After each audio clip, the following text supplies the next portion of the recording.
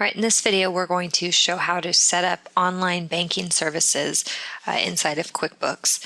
So most likely, if you haven't customized your icon bar already, you're going to have an online banking button right there. You can click on that. You can also go up to banking, down to online banking, and set up account for online services. And then even further, if you want to, you can go into your chart of accounts and you can click on a bank account, right click on it, edit the account, and set up online services. Okay. So I'm just going to do it right from the icon bar for now.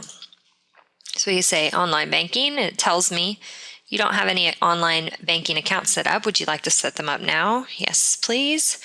And just tells you it's going to close all the open windows. So that's fine. So you say yes again. So first it asks you, which QuickBooks account are you setting up online banking for? So we'll just say for bank account A for now. And we'll say next. Then you enter the name of your financial institution. So if you have Bank of America, start typing Bank of America, it comes up there.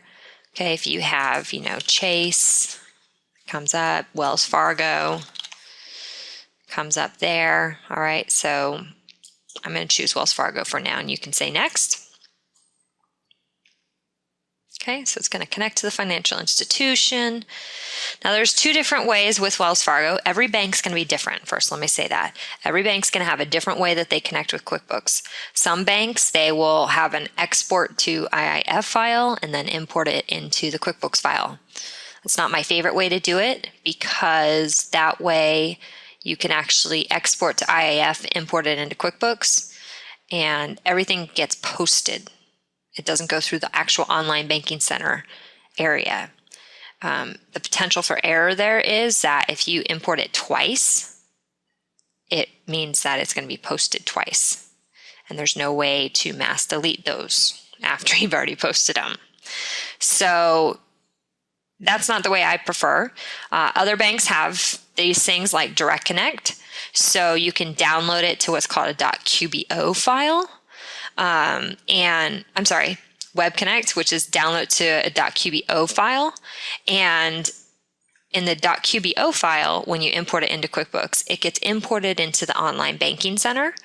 And when it gets imported there, it doesn't post the transactions. You have the opportunity to review them and match them to transactions already in QuickBooks and, review the transactions ahead of time before, it doesn't post them right away. So that uses a feature inside of QuickBooks Online Banking. But to do that, you do have to log into your banking account. So it's not a direct connection. You have to log into your Wells Fargo account in this instance. You would log into your Wells Fargo account, navigate through the different areas, click on download activity, and download it into QuickBooks. Okay, and we're going to show a little bit on the Web Connect area. They also have the Direct Connect.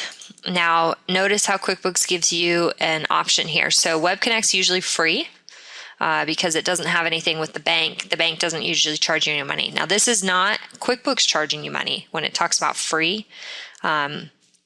Using something like the Direct Connect is going to be the bank charging you money. So similar to using a bill pay service through your bank or a direct pay service through your bank, they have a fee that applies if you use their services, and that's going to be posted on your bank's website. So if you have questions, you have to go to your bank about that. And usually most of the large banks have a QuickBooks division.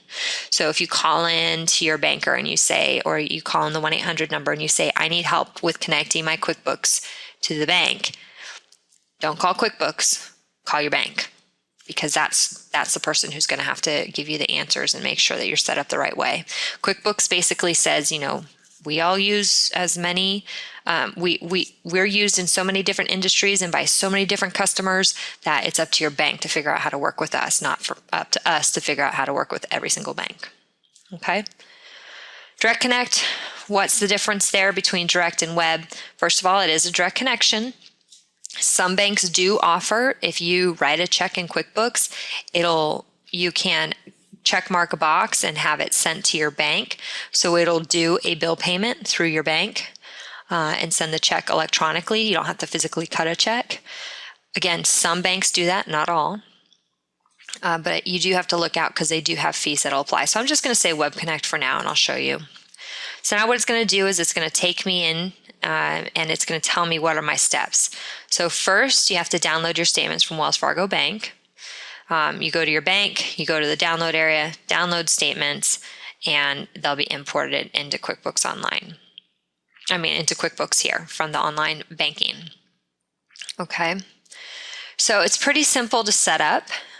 Once you're in and you have your account set up, then we have another video that takes you through the process of entering your data once the information is downloaded into QuickBooks. So check out that video too.